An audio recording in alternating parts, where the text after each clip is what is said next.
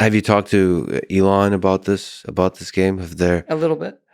How much of reality, like the work of SpaceX, is an inspiration for the decisions made in this game?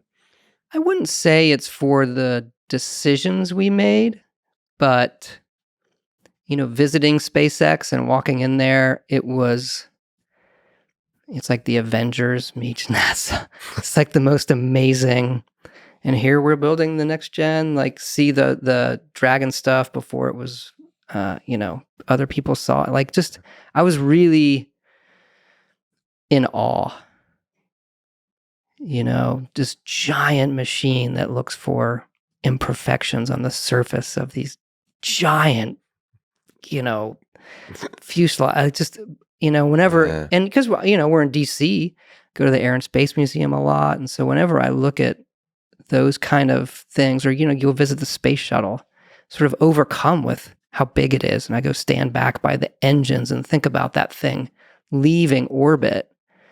And one of the things that Elon really impresses, like, we're reaching the edge of physics on a lot of this stuff, where how hard it is to leave orbit, the gravitational pull.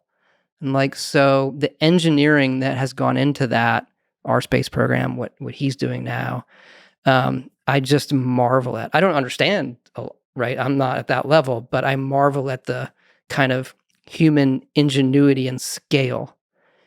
I was on the Delaware coast last month, and I was outside for some reason. It was dark, and I saw this crazy light in the sky.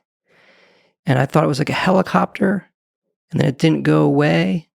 And I'm like, what is that? And I called with some friends, hey, does everybody see this? What is that? And we just stood dumbfounded looking at this thing in the sky. And like, that is a UFO. Nobody takes their phone out. Everyone, I'm with like 4 people. Mm-hmm. Everyone is too dumbstruck. You would think, why don't you take a picture of this thing? And the next day we found out, it was in the news, it was the SpaceX launch in Florida. And I'm seeing it from Delaware, Maryland area. It was it was incredible. It's just, even just that, I am in complete awe of. Is there some aspect of that you can replicate, the majestic nature of that in a video game? I wish I had the answer to that. I think some of it we're doing when you're standing on a planet and you see the other moons go by, and then you realize, I could get in my ship, blast off, and land there and build myself a home. I think that's pretty cool. There's a minor thing we do, which is we have other ships come and go from the starports when you're there. So you'll be in a city, and then you hear this, and you hear the engine. You look up, and a ship is taking off or coming out. Like, that's great. There's nothing for you to do, but I think it's awesome. Yeah. So then that's all about creating the soundscape, the feel. Seeing it and like, oh, that's real. That's a ship that, or you jump into a system and you see these freighters, and sometimes they contact you. Like, it's not all just like jump in and combat. Do you ever think about the fact that science fiction seems to make, it has a way of creating reality, not just kind of predicting it or imagining it? It's almost like the thing you put out there with a video game like this, like Starfield, that you can't anticipate. It kind of fuels people's imagination of what is possible.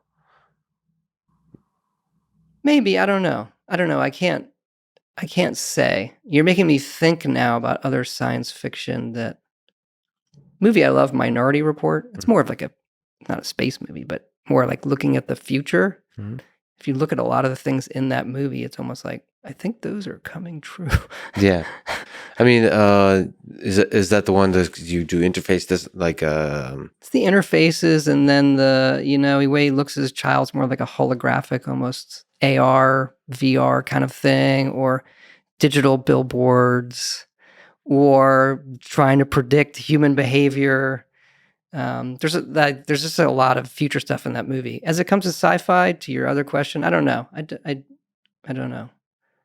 Well, I think it does, and it's interesting. I mean, I suppose you're trying to create the most realistic, sticking to the tone the most immersive, realistic world, and almost by accident, you create the thing that is possible because you want it to be realistic in some deep sense. So accidentally, it can become the possible, and then that places that idea in people's heads. I mean, if humans are ever to become a multiplanetary species, we need to play games. We need to read sci-fi to help imagine that that's possible. To look outside of Earth, to look outside, look up on the stars, and then we can actually travel out there. I don't know. There's power to sci-fi to do that. Mm-hmm. I guess you shouldn't feel the pressure of that. I don't know if I'd make the leap now. That's all. That what we're doing might. Now, maybe,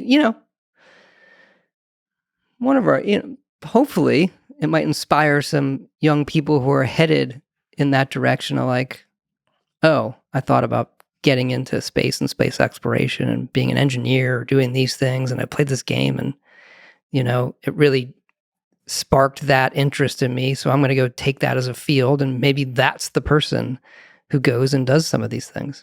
Yeah, because in the next couple of decades, likely a human being will step foot on Mars, which are the first steps towards us becoming multi-planetary.